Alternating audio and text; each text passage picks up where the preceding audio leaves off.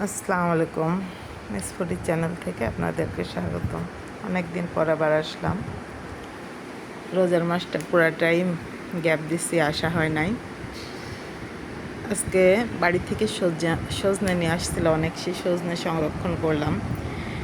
মাসি কিচেনে দেখলাম এইভাবে সজনে সংরক্ষণ করে।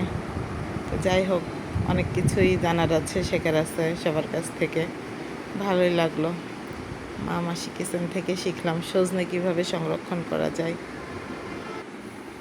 অনেকগুলোই সজনে ছিল, বাড়ি থেকে সব নিয়ে আসছিল, সেগুলো কেটে সুন্দর করে সংরক্ষণ করে রাখলাম।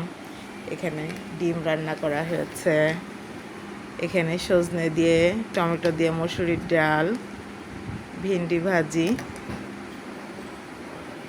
তো বন্ধুরা, এই ছিল আজকের আয়োজন। সবাই ভালো থাকবেন, সুস্থ থাকবেন। আল্লাহ হাফেজ।